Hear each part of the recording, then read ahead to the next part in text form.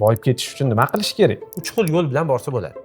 Birinchisi bu xodim sifatida qaysidir bir tashkilotning bir qismi bo'lib, jamoada beradigan qiymatingizga qarab, agar siz to'g'ri joyda ishlasangiz, siz daromadingiz oshib boradi. Ikkinchisi freelans mutaxassisga aylanasiz. Endi siz korxonaga sig'maysiz, o'z bilimingizni qo'llashga korxonada masshtabi yetmayapti.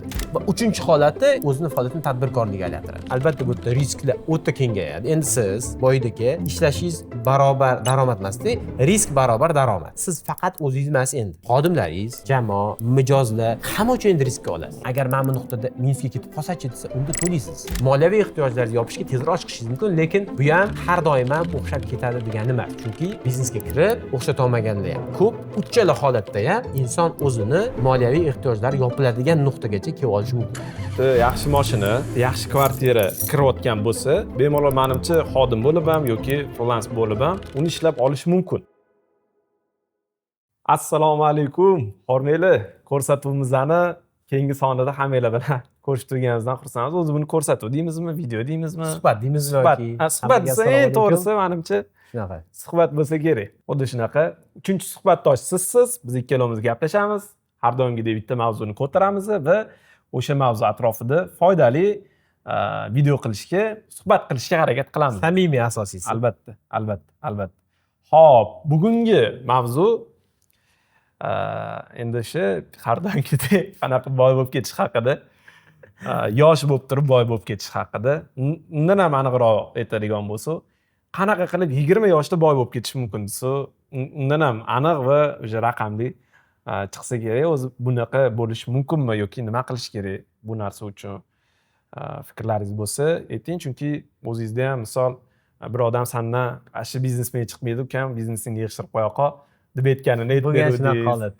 Mana shu etaplardan ham o'tib, o'sha o'zingizni hayotda qaysidir o'sha natijalaringizga erishdingiz. O'z boyib ketish uchun nima qilish kerak? Endi Asrorbek avvalambor boyib ketish bu nisbiy tushuncha. Endi aytaylik, misol uchun men o'zimdan bir holatni aytsam, birinchi $10,000 topgan paytim qachon bo'lgan deydigan bo'lsak, misol uchun 2024da 20 yoshimda biznes boshlagan bo'lsam, taxminan 1 yildan keyin o'ylaymanki $10,000 daromad qilganmiz, lekin bu foyda emas. Bu tushum shuncha bo'lgan. Men misol uchun biznesdan ko'p yillar mobaynida unaqa katta foyda ololmaganman. Bu yerda juda ham ko'p sabablar bo'lgan. Biznes uncha tushunmasligi, moliyani tushunmasligi va hokazo. Lekin birinchi o'sha qo'limga pul tushgani, shunaqa daromad qilishni boshlagani, menimcha biznes ochilganidan 1 yildan keyin bo'lgan. Lekin unda ham pulning ko'p qismi endi misol uchun qanaqa bo'lgan? Pul keladi, qo'lingizda ushlaysiz, o'xshab ko'rasiz, ha yaxshi deysiz va berib yuborasiz. Misol uchun borib arendaga berasiz, oyliga berasiz, boshqa xarajatga berasiz va hokazo. Mana shunaqa sekin o'sha pulni misol uchun tarqatib yuborasiz va bu normal holat. Qanaqadir etapga yetib kelguncha. Endi hozirgi holatda, endi biz misol uchun o'sha endi boshlagan davrimiz bundan 10 yil oldin bo'lgan bo'lsa, hozirgi holatda vaziyat sal boshqacha. Endi misol uchun boya aytganimizdek, boy bo'lish bu sal nisbiy tushuncha. Shuning uchun biz ozgina aniqlashtirib olsak, misol uchun o'zimizni bir yo'nalish topib, o'sha yo'nalishda daromad ko'rishni boshlash degan bir nuqtani qo'yib olsak bo'ladi. Mana shugacha hozir muhokama qilsak bo'ladi. Aytaylik, mana baribir hamma bu yerda shu videoni ko'rayotganlar, hammani qanaqadir daromad manbai borda. Endi hammada aytganingizdek nisbiy, kimdirda misol 5 million, kimdirda 10 million, kimdirda 20, 30, 40, 50 undan ham ko'p bo'lishi mumkin va bu yerda kimdir o'zini o'sha boy deb o'ylaydi, kimdir boy deb o'ylamaydi. Bu ham yana boy aytganingizdek nisbiy baribir hozir hammani qanaqadir ishlayotgan ishi bor. Endi mana shu ishidan boylik etapiga chiqishi, o'zi boylik qachon va qanaqa narsani boylik deb hisoblasa, o'zi o'sha raqamlar bilan balki aytganda to'g'ri bo'ladi. Ikkinchi masala, hozir o'sha 5, 10, 15 da yurgan, ishlayotgan odam qanaqa qilib u o'zini holatini o'zgartirishi mumkin va nimalardan o'tish kerak degan o'sha masala. Men tushundim. Bu yerda endi birinchi nuqtani oladigan bo'lsak, mana misol uchun boylik nisbiy dedik, lekin qanaqadir bir nuqta, qaysidir bir etapgacha deydigan bo'lsak, bu etap menimcha insonning shu shaxsiy ehtiyojlari yopiladigan etap bo'lsa kerak.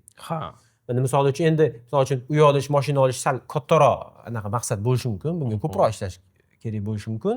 Lekin aytaylik, hamma o'zini shaxsiy ehtiyojlari, oilasining ehtiyojini yopadigan darajada pul topishi bitta etap deb hisoblasak bo'lar balki.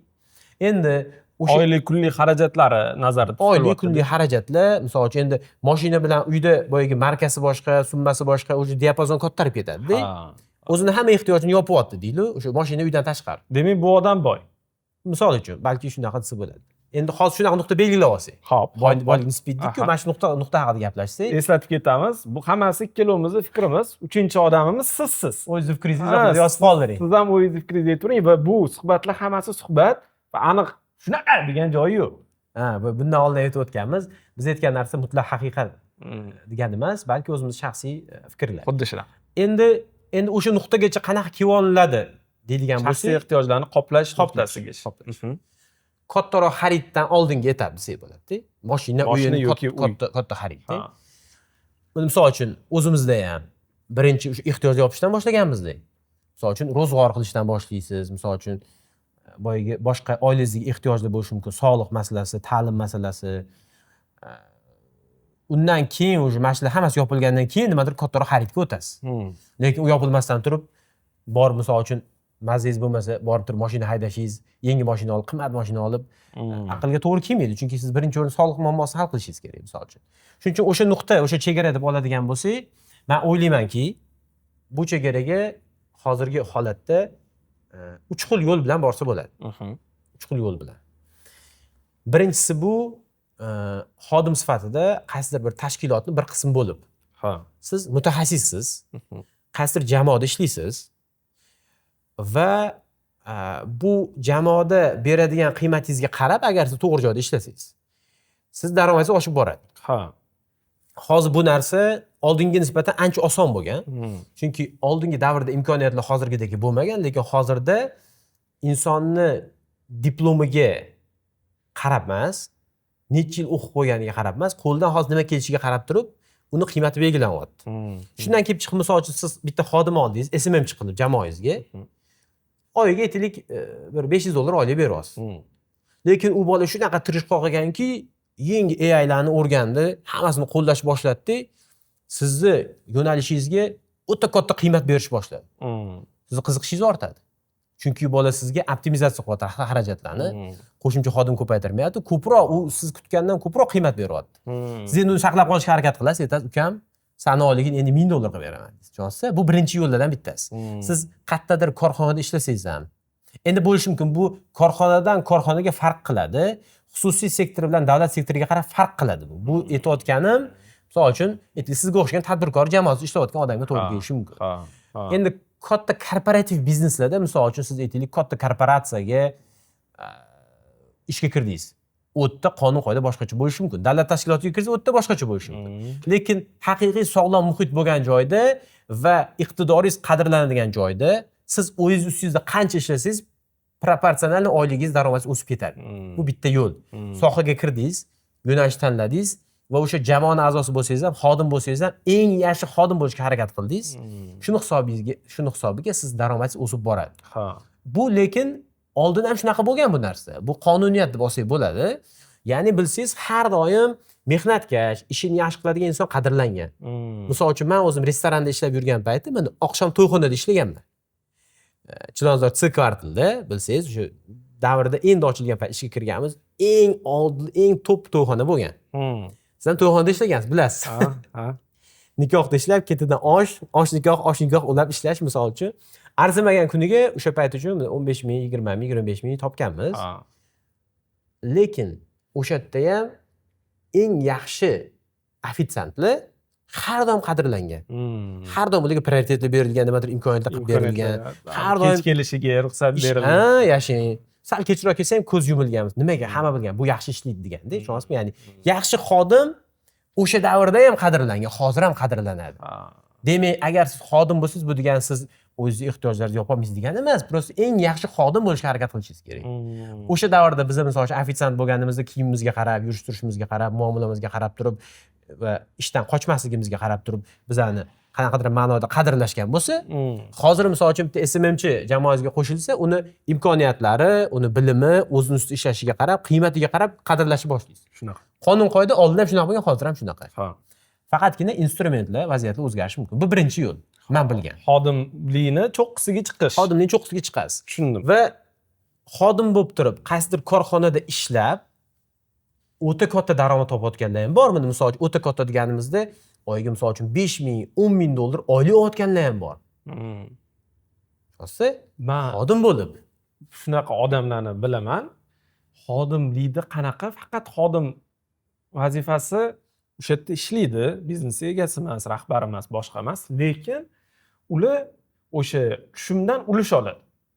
yashang. Unaqa o'shanda u odam tushumga to'g'ridan to'g'ri ta'sir o'tkazganiga, bizani sfera shu bo'lganiga ko'p mana shu spesialistlarni taniymiz, mana shunaqa ishlashadi, marketingga kirishadi, sotuv bo'limi bilan ishlaydi, targetologlar bilan ishlaydi. Umumiy mana shu marketing tomonidagi sotuv bo'lishiga kerak bo'lgan komandani hammasini o'zligiz olib kelib, ishlatib, optimizatsiya qilib, jarayonni yo'lga qo'yib berishadi va shundan ulush olishadi.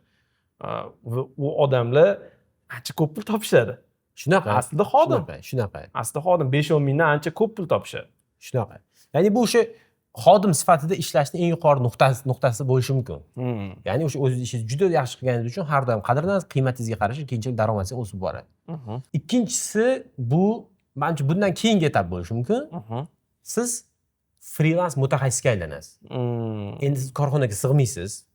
Qanaqa ma'noda imkoniyatlaringiz, bilimingiz shu darajada kuchliki, korxona sizni o'z bilimingizni qo'llashga o'sha korxonani masshtabi yetmayapti.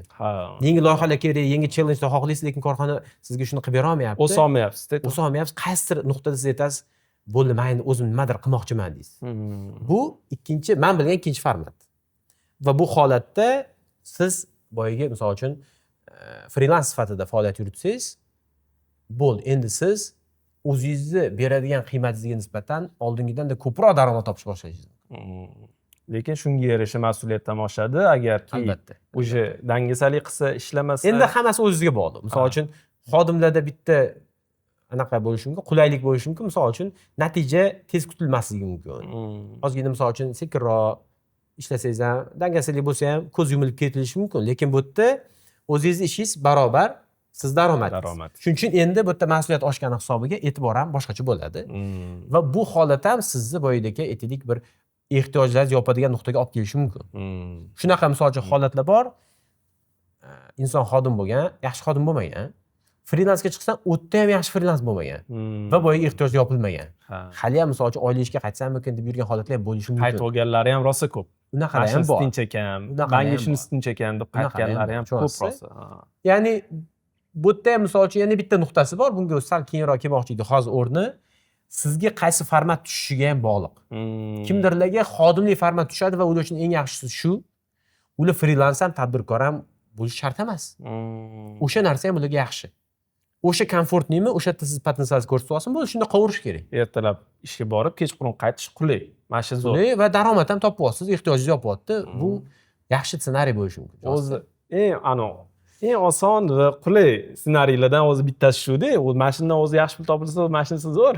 To'g'ri, chunki kimdirlarda freelansga kirib, ishi o'xshamasdan, naborot bu yerda minusga kirib, xodimlikda bundan ko'p topardim degan holatga kelgan bo'lsa, qaytish balki unga yaxshidir. Hech qachon kech emas-da. Endi biz misol uchun o'zimiz qaysi yo'nalishda bo'lsa, mana shu yo'nalish eng zo'ri. Bu yerdagi odam men bunga tavsiya qilaman deyolmaymiz, chunki hammaning holati individual. Bizga ishlagan narsa unga ishlamaydi, unga ishlagan narsa bizga ishlamasligi mumkin. Bu endi ikkinchi holat, ya'ni bu yerda inson o'sha freelans bo'lib turib faoliyat yuritadi va buning natijasida o'zini boyagi moliyaviy ehtiyojlarini yopadi. Va uchinchi holati, endi ketma-ketlik bo'yicha bundan keyingi holat bo'lishi mumkin. Bu o'zini faoliyatini tadbirkorlikka aylantiradi. Tadbirkorlik. Kichik tadbirkorlik. Kichik tadbirkorlik bo'ladi, to'g'ri. Va bu tadbirkorlikka o'tganda endi misol uchun albatta bu yerda risklar o'ta kengayadi. Endi siz boyidagi ishlashingiz barobar daromad emasda, risk barobar daromad. Tushunasiz? Endi siz chunki bu yerda risk olganingizda siz faqat o'zingiz emas endi. Xodimlaringiz, jamoa, mijozlar hamma uchun endi riskka olasiz. Chunki sizga hamma ishondi. Xodim ishondiki, siz bilan birga uni 1-2 bo'ladi, birga rivojlanadi. Mijoz ishondiki, sizga pul bersa, aldab ketmaysiz. Siz o'sha u kutgan narsani berasiz. Hamkorlar ishondiki, siz bilan ishlasa baraka topadi. Va shu hammasi birlashgan nuqtada riskingiz oshdimi? Endi siz bir kishi emas, 50 kishi uchun javobgarsiz. 100 kishi uchun. Bu daromadingiz ham karra-karra oshadi. Endi bir inson, "Yo'q, men bunga tayyor emasman, chunki biznes bu risk. Agar men bu nuqtada minusga ketib qolsachi" desa, unda to'laysiz. Chunki siz shuni bilib turib kiryapsiz bu yoqqa.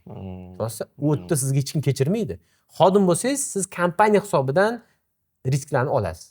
Chunki riskingizni o'sha kompaniyani puliga qilasiz-da. Tajribalarni qilasiz misol uchun. Freelans bo'lsangiz, ko'p narsa o'zingizga bog'liq. Siz mutaxassissiz va o'sha mutaxassis bo'lganingiz uchun ham o'zingiz bilimiz, ishingiz, vaqtingiz va hokazo hisobiga siz barobar daromadingiz bo'lishi mumkin. Va riskni o'zingiz bu olasiz. O'zingiz riskingizni o'zingiz olasiz misol uchun.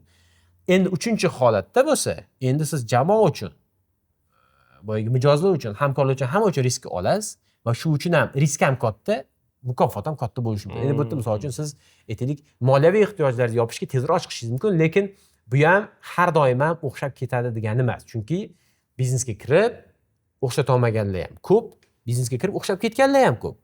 Kimdir mana shu aytgan 3 ta holatimizda bitta o'sib chiqadi. Kimdir misol uchun bittada xodim bo'ladi, bittada freelans bo'ladi, bittada tadbirkor bo'ladi. Ya'ni bu degani mana shu ketma-ketlik bo'ladi degani emas, lekin meni bilishim bo'yicha uchala holatda ham inson o'zini boyagi moliyaviy ehtiyojlari yopiladigan nuqtagacha kelib olishi mumkin. Uchala holatda. Uydagi ehtiyojlarni hammasini qoplab bo'ladigan holat kelishi mumkin. Tushunarli. Lekin shunga proporsional ravishda, ya'ni birinchi, ikkinchi, uchinchi bosqich deb ham ko'rsa bo'lar ekan buni.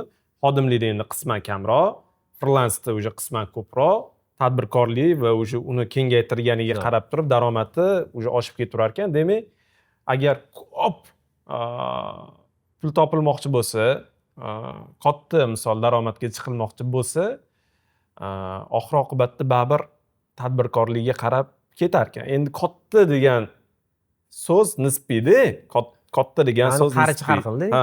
Agar kattani ichiga aytaylik, yaxshi mashina, yaxshi kvartira kirayotgan bo'lsa, unda misol bemalol menimcha xodim bo'lib ham yoki freelans bo'lib ham uni ishlab olish mumkin. Agar undan kattaroq, undan o'zi kengroq, yana boshqa anaqaga kiraman desa, demak, o'zi tadbirkorlik kirish kerak. Endi mana keyingi masala 20 yoshda degan joyi bor-ku. O'sha qanchalik возможный o'zi mana shu uylar, mashinalar yoki o'sha katta pullar haqida o'ylashga o'zi qanchalik bu o'zi kerak yosh. Birinchidan, ikkinchidan bu qanchalik o'zi mumkin. O'zi qancha qismda o'zi bu narsa o'xshagan degan momentlari ham bor-da. Misol 20 yashar bola aytaylik birinchi yil o'zi institutga kirgan bo'lsa, endi ikkinchi, uchinchi kursda o'qiyotgan hali talaba bola bo'ladi-da. Menda o'xshaganmi desangiz, menda o'xshamagan. Menda o'xshamagan. Men misol uchun birinchi mashinamni 22 yoshda olganman. Uni qarzga olganman. Bir qismini to'lab, qolganini qarz va hokazo. Va o'zimni birinchi uyimni undan keyin 25-26 yoshda olganman. Tushunasiz? Ya'ni ancha vaqt o'tganda.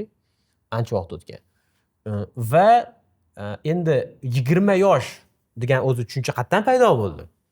Degan narsada bu men o'ylayman hozirgi ijtimoiy tarmoqlardagi balki rostdir, balki yolg'ondir, qo'yilayotgan kontentlarda men 20 yoshda mana qildim degandan kelib chiqib, shunaqa miyamizda balki benchmark paydo bo'lgan. 20 yosh degan. Olish kerak degan. Lekin bir narsani tushunishimiz kerak. Bu 20 yosh degani siz uchun benchmark bo'lmasligi mumkin bu. Yana bundan oldingi suhbatlarimizdagi mavzuga qaytsak bo'ladi. Misol uchun hamma insonni o'sha rizqi har xil ekan, u qachon nimaga erishishi ham farqli bo'ladi. Nimaga? Chunki siz boshqacha, misol uchun yoshlikda yashab o'tgansiz. Men boshqacha yoshlikda yashab o'tganman. Siz misol uchun backgroundingiz boshqacha, meniki boshqacha. Va mana shu holatda men o'zimni siz bilan tengma-teng solishtirishim qay darajada mantiqan to'g'ri? Yoshimiz tengu degan narsa bu yerda rol o'ynamaydi. To'ppa-to'g'ri. Bu xuddi misol uchun aytaylik, boyagi baliq bilan qushni solishtirishdek. Baliq boshqa narsa uchun mo'ljallangan, qush boshqa narsa uchun mo'ljallangan. Tushunasizmi? Ya'ni uni misol uchun boyagi holati, uni misol imkoniyatlari boshqa, lekin biz misol uchun qushga suzish bo'yicha musobaqada ishtirok etmaymiz baliq bilan. Yoki baliq uchish bo'yicha musobaqada. Xuddi shunaqa narsa-da. Har bitta inson tushunishi kerakki, o'zi individual, ya'ni u o'zini hech kim bilan solishtirish kerak emas. Bu birinchi nuqta. Va ko'pchilik ham qoqiladigan joyi o'zini boshqa bir inson bilan solishtirib, o'sha orqali mana shu dilema ichiga kirib qolib, o'zidan qoniqish pasayib ketishi. Men bu yoshga kirdim, qilolmadim. Men bu yoshga kirdim, qilolmadim. Bo'ldi, bu o'sha orqaga qarab ketadi. Nimaga? Chunki biz bitta gonkada emasmiz-da, hammamiz. Biz har xil, hammani o'zini alohida yo'li bor. Bu xuddi boru Ironman o'tishga o'xshaydi. Ya'ni triatlonga o'xshaydi-da yoki marafonga o'xshaydi. Hamma o'zi uchun yuguradi, o'ta jamoaviy emas bu. Tushunasizmi? Hamma o'zi uchun, o'ziz finishga yetib kelishingiz sizning eng katta maqsadingiz. O'zingiz bilan o'zingiz rekordingizni o'zingiz yangilashingiz Xuddi o'ta shunaqa. asosiy. Ha, yashang. Xuddi shunaqa. Lekin misol uchun inson o'zini 20 yosh deb turib solishtirib qo'yishi, uni misol uchun bo'lishi mumkin, u 20 emas mana. 20 yoshdagi hozir mashina oldi. Mashinada qoldi, bo'ldi. Lekin siz 25 yoshda 10 ta mashina olib, 10 ta uy olishingiz mumkin. Agar to'g'ri harakat qilingan bo'lsa. To'ppa-to'g'ri. Mana shu zo'r bo'ldi mana shu joyi. O'zi 20 yosh pul jaraq topadigan yoshmi? Yoki o'rganadigan, tajriba orttiradigan yosh? Yashang. Endi kimlar o'zi jaraq topyapti desak, 1000 tani oladigan bo'lsak, 1% 2%. Endi jaraq topayotgani ham anunda o'zingiz mo'ykada ishlaganingizda yoki boshqa joyda ishlaganlaringizni aytib berganingizda, o'shanda kunlik pulga agar chaqsangiz, tengdoshlaringizdan ancha ko'p pul topgansiz-da. Lekin agar o'sha bilan o'zi bilan cheklanib qolingandagi holat bo'lganida, siz o'sha pul bilan qolardingiz, o'sha paytda o'qiganlar, tajriba yig'ganlar hozir ancha ko'p pul topayotgan bo'ladi.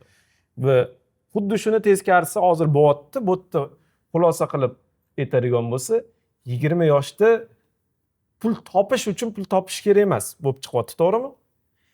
Endi buni boyaga misolga qaytadigan bo'lsak, mana 1000 ta odam bo'lsa, nechtasi o'zi 20 yoshda jaraq pul topyapti desangiz, shu 1-2% ga to'g'ri kelishi mumkin-da. Biz ko'rgan. Lekin qolgan misol uchun bu yoqda 98-97% unaqa topmayotgan bo'lishi mumkin. Bu degani har doim outsiderlar har doim kim natijasi yaxshilar bo'ladi. Bu normal holat. Ha. Xuddi oilada muhit misol shunaqa bo'lishi mumkin. Kimnidir misol omadi kelib qolgan, kimnidir shu peshonasida yozilgan, uchrashib qolgan. Shunaqa bo'lgan, shuni hisobiga unda voqeliroq o'xshadi. Lekin biz buni ko'rib turib, demak, menda ham shunaqa bo'lishi kerak deyishimiz sal xato. Boyagidek biz noto'g'ri holat bilan solishtiryapmiz. Chunki hech qachon bitta inson boshqa inson bilan tengma-teng solishtirish uchun asos bo'lmaydi-da, hayotdagi uni yo'lini qaraydigan bo'lsak. Chunki hamma har xil muhitda, har xil jarayonda katta bo'lgan, hamma hayot har xil bo'lgan, o'zi hayotni bir o'ziga xos tomoni ham shu-da. Hammada har xil backgrounddan chiqqan. Lekin maqsad bitta bo'lishi mumkin. Shunga qarab har xil paytda unga erishish mumkin. Endi boyagi 98% odamni ssenariysi qanaqa bo'ladi desangiz, misol uchun bir inson faqatgina mana bunaqa outsider bo'lishga, faqatgina mana bunaqa hammadan misol uchun alohida istisno holat bo'lishga harakat qilsa, buni bo'lmaslik ehtimoli ko'p-da, ko'rasiz, chunki foizi juda kam. Lekin bu yo'ldan ketsa ehtimoli ko'proq. Ya'ni ommatan statistikani oladigan bo'lsak, misol rivojlanish uchun qaysi sohada o'zining yo'lini topish, nima ishlar qilish kerak deydigan bo'lsak, u yerda misol uchun bir inson dabdurustdan borib turib, men bo'ldi, men ertadan frilanserman demasdan, dabdurustdan borib, men ertadan tadbirkorlik qilaman demasdan, agar kimdirga shogird tushib, qaysi bir korxonaga ishga kirib, o'sha sohani chuqurroq o'rganib, keyin misol uchun biznesga kiradigan, frilanserlikka kiradigan bo'lsa, unaqa holatda uni misol uchun maqsadiga erishishi, muvaffaqiyat qilish ehtimoli oshadi. Bu o'sha sinalgan usul. Aslida ko'pchilik nima qilyapti desa, ko'pchilik mana shunaqa holatda muvaffaqiyatga erishgan. Shuning uchun faqatgina men outsider bo'lishga harakat qilmasdan bo'lishi mumkin bo'lgan rejali ssenariydan ketilsa, misol uchun o'sha insonda muvaffaqiyatli bo'lish ehtimoli ortadi. Faqatgina misol uchun, yo menda ham o'xshab qolar turib boyagi ishlamaydigan usulga qaytib kelavermasdan. Tushundim. Bu narsa demak, o'sha bolani o'zini potensialiga, o'sha chiqqan oilasiga, ko'rgan tarbiyasiga, qilayotgan ishiga, hammasiga demak bog'liq. Albatta. Endi mayli 1-2% liklar bu yerda ular bor, unaqalar yo'q demoqchi emasman, haqiqatda bor. Ular bor. 20 yoshda realni zo'r rezultat qilganlar har doim bo'ladi. Lekin bular 100% hamma uchun benchmark bo'la olmaydi. Bu yoqda boshqa statistika bor. Ha. Yoki shunaqa ko'rinayotgan bo'lishi ham mumkin. To'g'ri, unaqa bo'lishi ham. Qanaqadir bagla babir bo'lish ehtimoli bor. Endi aytaylik, biz mana 98% ichida bo'lsak, hozir ishlayapmiz, tirikchilik qilyapmiz. Kimdir o'quv markazida ishlayapti, kimdir misol restoranda ishlayapti, kimdir hot-dog qilyapti, kimdir bozorda ishlayapti. Hammada tajriba har xil, ishlayotgan odamlar ko'p va bu yerda umumiyroq bitta yo'l tushuntiraylikki, o'sha odamlar kelajakda rizqi qo'shilgan bo'lsa, sabablarini o'sha qilish Yashang. orqali Yashang. nimadir natijaga erishishiga taxminiy yo'l ketma-ketligi mana bunaqa ekan. Chunki Jahongir aka ham o'zlari restoranda ishlab, ofitsiantlik qilib, mana bu etaplardan o'tib, mana shu yo'lni bosib o'tdilar. Asror o'zi ham ofitsiantlik qilib yurgan vaqtida yoki mana bunaqa ish fotograflik qilib yurgan ekan, o'sha narsalardan sekin-sekin chiqib, hozir mana bizlar bilan gaplashib o'tiribdi degan narsani anaqa qilish qisman bo'lsa ham o'sha yo'lni Tushundim. ko'rishsinda endi nima etaplardan Endi qarang, men misol uchun men nima qilsin? o'zimni holatimga shunday orqaga qaytadigan bo'lsam, men buni misol uchun endi sal ertaroq ishlash boshlaganman. Taxminan shu 10-12 yoshlardanmi adashmasam, o'sha ipodromda konsertlar sotganmiz. Keyin Farhadga choy sotganmiz. Undan keyin mo'ykada ishlaganmiz-da. Mana shu bir 14-15 yoshgacha. Mana shu ishlab turib, keyingi meni hozirgi holatimga bog'liq bo'lgan ketma-ketlik qachon boshlangan desa, ingliz tilini o'rganish boshlaganimdan keyin boshlangan. Tushunasizmi? Demak, men kelajakda buni hozir qilayotgan ishim til o'rgatish, ilm o'rgatish bo'lsa, birinchi demak o'sha ilmni olishdan boshlaganman-da. Tushundingizmi? Demak, 17 yoshlarim taxminan ingliz tili repetitorga borib, Nilufar opa degan ustozimiz bo'lar, uylariga borib, dars olib, ulardan ingliz tilini o'rganib, sekin asta o'sha sohani tushunib, dars berishlarni ko'rib, kichkinagina faoliyatchadan boshlaganmiz. Men shu meni birinchisida demak shu kichkina frilansercha bo'lib ish boshlagan ekanman-da. Xodim bo'lib ishlab yuruvdingiz o'zi. Bozorda, to'yxonada, boshqa joylarda, mo'ykada xodim bo'lib ishlab yuruvdik. Ishlab yurgan vaqtingizda parallel ravishda ingliz tilini o'rganishni boshladingiz. O'rganish boshladim va undan keyin mana shu o'rganganimni sohaga aylantirdim. Sekin dars berishni boshladim. Buni shu boyagi frilanser misoliga balki to'g'rilasa bo'ladi. Dars berishni boshladim va u dars berishni boshlaganimdan keyin o'quvchilarim ko'paydi. Demak, men ozgina shu sifatga qarab o'z ustimda ishlab, mijozlarni ko'paytirdim. Mijozlar ko'paygandan keyin, uyga sig'may qolgandan keyin men o'quv markazi ochdim. Va o'quv markazi ochib, o'quv markazini keyin sekin ketiga tushib, uni kengaytirib, Allohning barakasi bilan mana shunaqa darajaga keldi. Endi mana shu ssenariydagi muhim nuqtalarni oladigan bo'lsak, birinchisi nima ish qilishingizdan qat'iy nazar, qaysi soha sizga yengil bo'lsa, potensial bo'lsa, o'sha sohaga qiziqsangiz, bilim olishdan boshlashimiz to'g'ri yo'l bo'lsa kerak menimcha. O'sha sohada bilimlarni olib maksimalni. Chunki men agar ingliz tilini yaxshi o'rganmaganimda, men dars bera olmas edim. Oysa men ingliz tilini beginner elementary qilib yurganimda dars bera olmas edim. Demak, men uni o'rgandim qaysidir darajagacha. O'sha paytda birinchi IELTS topshirganimda 6,5 olganman. Bitta topshirishdi. Demak, u ham hozir ham yaxshi ball. Tushunasizmi? Demak, men dars berishga yetadigan salohiyatim bo'lgan. Demak, birinchi o'sha sohani o'rgandik, kerakli bilim oldik, undan keyin xizmat ko'rsatish boshladik. O'sha sohada. Mana shu dars berishga boshlagan paytimga to'g'ri kelyapti bu.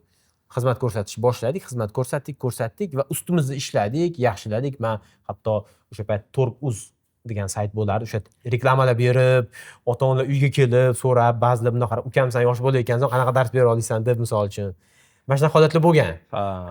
Ya'ni shunaqa davrdan o'tganmiz, o'zimiz ishlab, ota-onalar kelib so'rayapti, demak, men yaxshiroq bilishim kerak, kitoblarni tahlil qo'yishim kerak, notebook olganman rasstrochkaga o'sha payt. Mana shunaqa narsalar bo'lgan. Ya'ni sohada rivojlanish bo'lgan ozgina. Undan keyin mijoz ko'paygandan keyin kengayish bo'lgan, boshqa formatga o'tish. Bu o'sha boy kichkina bizneschi, o'quv markazida kichkina bir 60-70 kvadrat metr, sekin-sekin yuritib, keyin yonida bitta filialcha, bitta kattaroq filial, mana shunaqa qilib sekin filial bo'lib, karantinda bitta tushib, ya'ni alhamdulillah sekin yana ko'tarilib, joy-joyga tushib ketdi. Tushunasizmi? Ya'ni birinchi bilim oldik, undan keyin ustimizda ishladik, mijozlarga xizmat ko'rsatishni boshladik, kengaydik. Undan keyin buni balki shu frilanserlikdan biznes holatiga keltirdik va undan keyin biznes ustida ishlab kengaytirdik. Balki men o'zimni misolimni aytadigan bo'lsam, mana shunaqa ssenariy balki kimlardir yana ishlar. Ha. Menimcha yaxshi, logichni ham to'g'ri. Sirazi endi motivatsiya oshib ketib qolsa, risk qilish kerak ekan, tirs etib $50 ming misol kimdir foizga pul oladi yoki investor pulga qilib olinadi. Risk biznes bu, davay risk qilish kerak deydi. Bu lekin to'g'ri yondashuv emas deb o'ylayman. Chunki farasi nimaga siz yosh bolaga mashina haydashga rulga o'tkazib qo'ymaysiz? Chunki boshqarishni bilmaydi. 12 yoshli bola misol uchun. Boshqara olmaydi. Risk-ku. Haydash bu risk-ku, to'g'rimi? Biz har kuni risk qilib chiqamiz ko'chaga. Bo'ldi, o'tkazavering demayman-ku men. Nimaga? Chunki hali bolada o'sha riskni olishga qobiliyat, salohiyat yo'q hali. Tajriba yetarli emas. U shakllanish kerak. Kerak. Yashang. Va shunaqa bir davrga kelish kerakki, bo'ldi, unda demak, misol topshirsak bo'ladi degan nuqtaga kelish kerak-da. Xuddi shunaqa ko'r-ko'rona shundoq o'rganmasdan, tajriba yig'ib-yig'masdan biznesga kirsa, outsiderlar har doim otilib chiqadi. Bo'ladi unaqada. Lekin bu degani siz 2% ga tushishingizdan 98 ga tushish ehtimoli katta. Chunki 98% bankrot bo'lishi mumkin. 98 dan 90 bo'lishi mumkin misol. U outsiderlar ham yoshlikdan pishib bo'lgan bo'ladi-da, lekin. Pishib bo'lgan bozorda ishlab choy sotib. O'zi pishib qolgan bo'ladi-da. Tushunasizda? Shuning uchun misol uchun boya aytganingizdek, ko'r-ko'rona shunday kirib olib turib, bo'ldi, men 20 yosh ekan benchmark, 20 yoshda boy bo'lish kerak, men bo'ldi, mana shunaqa qilaman deb ko'r-ko'rona ketish kerak emas, balki to'g'ri ssenariy bo'yicha ketsa, chunki aytolmadi, bar ko'pchilik foiz bunaqadan yurganda, bunaqaga siz tushmay qolish ehtimolingiz katta. Bunga misol uchun o'ta bir kattaroq misol aytadigan bo'lsak, misol uchun o'sha Facebookni asoschisi Mark Zuckerberg eng yosh milliarderlardan bo'lgan o'zining davrida. Ko'pchilik aytadi, shunga qarab, mana misol uchun Facebookning asoschisi milliard dollarlik kompaniya qurdi deyshadi-da. Endi siz va universitet tashlashgan deyshadi. Shuning uchun men ham universitet tashlayman. Chunki milliard dollarlik qurgan odam tashlagan ekan degan fikr eshitib qolishimiz mumkin. O'sha payt savol berasiz, xo'p, milliard dollar qurgan kompaniya asoschilarining hammasini shunday ro'yxatini tuzsak, necha foizi institutda o'qigansiz? 66% o'qigan bo'lib chiqadi. Taxminan, endi men adashayotgan bo'lishim mumkin. 3 dan 2 o'qigan bo'lib chiqadi. Nimaga institut tashlayotgan odam bunga qaramadi? Yarmidan oshig'i tashlamagan-ku. Hay yashang. Demak, siz tashlamasangiz ko'proq imkoniyat bor sizda. Kim tashlagandan ko'ra. Lekin kimda tashlagansiz, ular o'ta o'sha sohada yetakchi o'quvchilar bo'lganda. Ya'ni ular Garvard, ular Stanfordda tashlagan. Selxoz narxoz emas. Tushunasiz-a? Ya'ni ular o'sha yerga kira olgan birinchi o'rinda. Siz ham kira oling. O'qi olgan. Stanfordga kiring, MITga kiring. Shu darajada kuchli bo'ling-ki, sizni bilimingiz, salohiyatingiz universitetga sig'masin. Professor bundoq qarab, qiynamagin, manda borsin. O'rtoqlar orttirib, o'sha Facebookga egasizlikka networking qiling. Tushunasiz? Misol uchun, sig'mayapsan universitetga, o'g'lim borginsan, chiqqin degan misol tavsiya etsa kimdir sizga. Shu payt o'ylashingiz mumkin. Balki men ham shunaqa bo'lishi mumkin. Lekin bu yoqda ommatan ko'pchilik qanaqa siz institut orqali ular natijaga erishgan. Facebookga egasi ham institut orqali erishgan. O'z kinosini ko'rganlar bo'lsa bilishadi. Birinchi testlarini o'sha institutdagi o'quvchilar atrofida qilgan. Endi borib universitet tashlab ketgan degan anaqa bor holat, lekin qaysi universitet degan savol ham berasiz. Ko'p drop outlar universitet tashlaganlar va undan keyin o'zining sohasini qilganlar, ular o'ta top universitetga kira olganlar. Ular qaysidir sohada o'ta yetakchi bo'lganlar-da, kira olgan. Hozir misol Garvardga, Stanfordga, Garvardga O'zbekistondan sanoqli odam kirgan. 40 million aholi misol uchun, deyarli 40 million aholi sanoqli. Tushunasizmi? Qanaqa daraja bo'lish kerak va yana bitta statistika bor. O'sha milliard dollarlik kompaniya qurganlar orasida fan olimpiadalari chempionni ulushi ham kichkina emas. Tushunasizmi? Bu nima degan? Fan olimpiadasi bo'yicha jahonda kimyo bo'yicha fan olimpiadasida 2-o'rinni olgan bola adashmasa 2-3 yil oldin MITga kirdi. O'zbekistonda bunaqalar sanoqli. Tushunasiz? 40 million deyarli aholi sanoqli odam. Demak, siz shunaqa bo'lsangiz, o'zingizga mamnunda balki bo'lishingiz mumkin, balki. Bunaqa emasmi? Bo'ldi. Unda tinchgina mana ko'pchilik qilgan yo'ldan 98% yurgan yo'ldan yursa, balki bizda imkoniyatimiz ko'proq bo'lar va ehtimol oshar balki muvaffaqiyat. Shuning uchun 20 yoshda boy bo'lish va hokazo degan bu menimcha to'g'ri maqsad emas deb o'ylayman avvalambor. Chunki siz birinchidan maqsad sizniki. Maqsad sizniki. Kimdir misol uchun bo'lishi mumkin 18 yoshida jahon chempioni bo'ladi. Kimdir 30 yoshida bo'ladi. Lekin 18 yoshli bola bilan o'zingizni solishtirmaysiz misol uchun. To'g'rimi? Nega endi siz misol uchun biznesdagi natijaga kelganda bunday ham solishtirasiz. Yo bu yoshligidan shug'ullangan. Yoshligidan shug'ullanib chempion bo'lgan 18 yosh jahon chempioni, demak yoshligidan shug'ullanish kerak ekan. Demak bu insonlarda ham balki shunaqa bo'lgan. Shuning uchun o'zingizni to'g'ridan-to'g'ri boshma-bosh solishtirishingiz faqat minusga olib kelishi mumkin. Ko'p holatda. O'shanga tayyorlangan. Depressiyaga tushirib qo'yadi, depressiyaga. Demak, meni ishim o'xshamayapti, cho'taman, anaqaman, qo'limdan ish kelmas ekan degan holatga olib kelib qo'yishi mumkin-da. Shu sababli ham o'ylaymanki, o'sha maqsadlarni to'g'ri qo'yib, tushundim. O'zimizni faqatgina boyagi Instagramda ko'rib qolgan odamlarimizga qiyoslamasdan, yo meni o'zimning yo'lim bor. Xudo xolasa, o'zim yo'limga to'g'ri ketyapman. O'zim to'g'ri ketyapman. Kechigidan yaxshi bo'lyapman. O'tgan yilgidan rivojlandim. O'tgan yilgidan Xudoga shukr daromadim oshdi, tanish-bilishim ko'paydi. Misol uchun ishlarim yaxshi ketyapti, alhamdulillah deb turib o'zining yo'lida ketaverish kerak-da. Faqat mana shu bitta joyi ham bor-da, nyuansi bor. Mana shu videoni ko'rayotganlar balki yotib ko'rayotgan bo'lishi mumkin. Yotib ko'rayotgan bo'lish. Yotib olib, divanda yotib olib, osmonga tiplab, meni o'zim yo'lim bor deb turib yotish bilan ish bitmaydi. Men Jahongir akani istoriyalarini endi to'liq o'rganib chiqdimda. Ashq katta mehnat bor. Umuman bo'sh qolinmagan. Har doim mehnatda ishda bo'g'rilgan. Misol, erta darslaringiz o'zingiz ingliz tilidan biznesga o'tkazishingizdan oldin freelans bo'lib ishlayotganingizda necha 8 dan 8 gacha bo'lgan. ertalabki Shunaqa payt bo'lganki, kechqurungi 8 gacha. 8 dan 8 gacha shunaqa payt bo'lgan, hattoki tushlik qilishga vaqt bo'lmagan. Ya'ni men insga kirib qolganman, kontrakt pul to'plash kerak va qilishim mumkin bo'lgan narsa ko'proq dars o'tish bo'ldi. Pul topish uchun. Shunaqa men uyqusirab ertalab dars boshlardim va uyqusirab tugatardim-da. Uyquga to'ymasdan Shunaqa chog'im, ya'ni chunki moralni juda charchab ketasiz. Ya'ni shunga prosta rozi bo'lganmiz-da, shu bitta yo'l shuni bo'ldi, shuni qilamiz deganmiz. Aytmoqchi bo'lganim aytganingizdek, misol uchun divanda o'tirib olib, shunaqa ekan, endi bizga kelar ekan, u yoq bu yoq deyish bilan ish bitmaydi. Ya'ni sababini ham maksimal darajada qilib qo'yishimiz kerak-da. Xuddi shunaqa. Bunaqa keyslar endi o'sha rosa ko'p mana shu tadbirkor odamlar raspakowka qilganimda hammaligisida o'xshash o'sha eng katta bitta jihatlardan bittasi bu mehnat bo'lganda. Hammaligisida. Hammani yo'li har xil, hammani shug'ullangan ishi har xil. O'xshash tomoni bor. Faoliyat har xil, lekin o'xshash tomonligining eng asosiylaridan bittasi mehnat. Anaqa emas, hech kim o'zidan o'zi bo'lib qolmagan. Bu odat bo'lib qolgan o'sha qaysidir darajaga chiqilgandan keyin faqat shu mehnat qilib ishlab yuraverishadi. Mashina natijasida bu ham bitta sabablardan bittasimi bir xil aytadi, misol tashqaridan qarab bu inson shuncha puli bo'lsa nima qiladi, ishlab deydi-da. Bu inson pul uchun ishlamayotgan bo'ladi. Ishlash hayot tarziga aylanib qolganda, ishlamasa bo'lmaydi, nimadir qilish kerak, o'zgartirishga, yaxshilash kerak va hokazo odatga aylanib qolganda. Xuddi shunaqa. Menda ham mana shunaqa endi 2020-yil bitta video ko'rganman YouTube'da. O'shanda bitta odam aytgan edi, mana shunaqa osmonga qarab, o'shanga mana shunaqa qo'polroq qilib aytdim. Deyman-da, yo'q, osmonga tupurib, Hasan aka, N-Factor'da osmonga tuflab, men muvaffaqiyatli bo'lib ketaman deb o'tirish bilan ish bitmaydi, borib ish qilish kerak. O'sha joyda o'sha o'rnimdan tutib turib, o'sha anaqada videoda bitta kitob tavsiya qilishgan, borib chorsa yetishib o'sha kitobni olib kelib, keyin o'qishni boshlagan edim-da.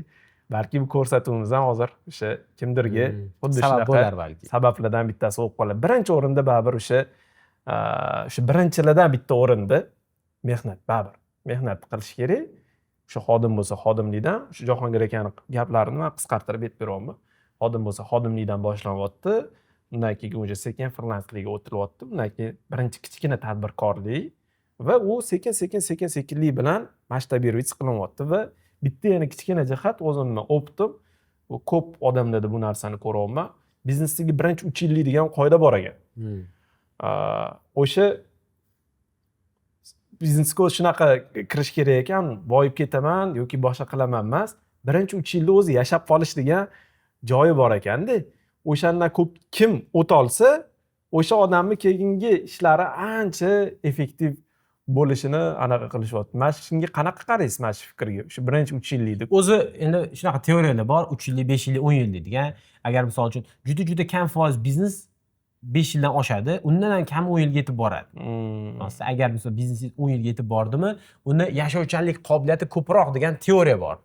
Teoriya. Balki shu rostdir. Chunki biz tadbirkorlikka kirganimiz 12 yil bo'ldi. Alhamdulillah, birinchi boshlagan loyihamiz Cambridge yashayapti, xalqqa xizmat qilyapti. Allohning barakasi bilan rizqimiz ulangan ekan, ishlab turibdi. Aytmoqchi bo'lganim, balki shunaqadir, lekin haqiqatda biznesdagi juda ko'p xatolarni boshda qilasiz, chunki siz tajribangiz bo'lmaydi-da. Agar shu xatolarni qilganingizda, biznes sizni o'sha bozor, biznes sizni xatolarni kechira olsa, qimmat xatolarni siz haqqini to'la olsangiz, unda masalan biznes keyingi etapga o'tadi. Endi o'ta sal tajribaliroq bo'lasiz. Balki u etapga yeta oldingizmi, demak shuning uchun tajribangiz bo'lgani uchun ham balki eski qilgan kichik xatolarni qilmaysiz. Shuni hisobiga balki yashovchanligi oshadi. Shunaqa lekin teoriya bor, ya'ni biznesda 10 yilga yetib keldimi, uni yashash ehtimoli ko'proq degan fikr ham bor. Xuddi shunaqa. O'shaning uchun biznesga kirilganda ham birinchi yilda o'zidan dodo bo'lib ketib degan anaqani olib yuraman degan xayol bo'lmasa, o'ylaganingizdek ko'pincha holatda baribir bo'lmaydi va o'sha yana bu narsalarni yana keyingi suhbatlarda chuqurroq kiramiz. Uni pulini o'ziga tikib aylantirmasangiz, bu biznes kattalashmaydi, pul ham ko'paymaydi. Bitta nuqta qo'shib ketmoqchi edim. Boyagi mehnat haqida aytdingiz, e'tibor bersangiz, endi siz ham jamoangiz bor, ishlatasiz. Bolalarning orasida ishdan qochmaydigan har doim nazarga tushadi, bilasizmi? Aytasiz, mana shu bola ishonchli, parod qilmaydi. Любой payt telefon qilsangiz, yetib keladi, aloqada har doim hal qiladi. Asadbek qarayapti. Men haqimda gap ketyaptimi deb. Bilasizmi, mana shunaqa xodimlar har doim rahbar nazariga tushadi. Rahbar har doim o'sha xodimga umid bog'laydi, o'sha xodimga ishonadi va o'sha xodimlar kelajakda tezroq o'sadi. Birga kengayishadi. Lekin chunki biladiki, men biznes kengaytirsam, mana shu bolani rahbar qilib qo'ysam, bu bola ishonchli degan anaqa keladi, tushunasizmi? Parod qilmaydi. Buni o'zagida mehnatkashlik yotibdi. Mehnatsevarlik, mehnatkash. Mehnatdan qochmaslik. Misol uchun, baribir rahbar misol uchun ukam nimadir qilish kerak desa, yo uzr, hozir vaqtim yo'q va hokazo qilmayman deyishingiz mumkin. Короче, qil deb stolga misol qo'lini qattiq ursa ham qilishingiz mumkin. Undan ko'ra o'zimiz ishga ozgina yondashuvni o'zgartirib, mehnatdan qochmaydigan bo'lsak, bu baraka ham beradi-da. Boyagi siz aytasiz, bo'ldi, misol uchun, okey, nima ish qilamiz degandan keyin ishonch paydo bo'ladi-da. Va bilasizmi, misol uchun o'zimni ishlagan paytlarimda, mana mo'ykada ishlaganimda, ofitsiant bo'lib to'yxonada ishlaganimda ham Xudoga shukr, anaqa emas-u, yaxshi xodimlar qatorida bo'lganmiz-da, ishdan qochmaganmiz. Mana buni qilishga kimdirlar boyagi qochib ishdan uqilib yurardi, boyagi to'yxonada o'zi stol tagiga kirib ketib uxlaydi, hech kim ko'rmaydi-da. Mana shunday holatlar bo'lardi-da. Biz endi bo'ldi, xo'p deb qilardik maksimalni, qilishga harakat qilardik. Endi ba'zi paytda biz ham charchagan bo'lsa, bo'ldi, xo'p deb dam olgan bo'lishimiz mumkin, lekin ko'p holatlarda ishdan qochmasdan, bo'ldi, xo'p bo'ladi. Mehr bilan qilingan. Shu uchun ham o'sha insonda qaraganda yaxshi takliflar bo'lsa shunday aytgan. Ukam kelgan taklif bor degan. Birinchi bo'lib. Tushunasiz mana? Boya aytdik-ku bundan oldingi suhbatda. Insonda pul bo'lsa imkoniyatlar paydo bo'ladi. Inson mehnatkash bo'lsa ham imkoniyatlar paydo bo'ladi. Nimaga? Chunki insonda sotsial kapital, ya'ni ishonch paydo bo'ladi. Qolganlar sizga ishonchni boshlaydi va shuni hisobiga sotsial kapital o'laroq sizga misol uchun yaxshi takliflar tushishi mumkin xodim sifatida, tushunasizmi? Misol uchun biz ham kengaysak, nimadir qilsak, rahbar qo'ymoqchi bo'lsak, sразу men o'ylayman-da, har doim men rahbar qidirib yuraman xodim orasida. Kimni o'stirsa bo'larkin, qaysidir aytasiz potensiali bor, lekin doim parod qiladi.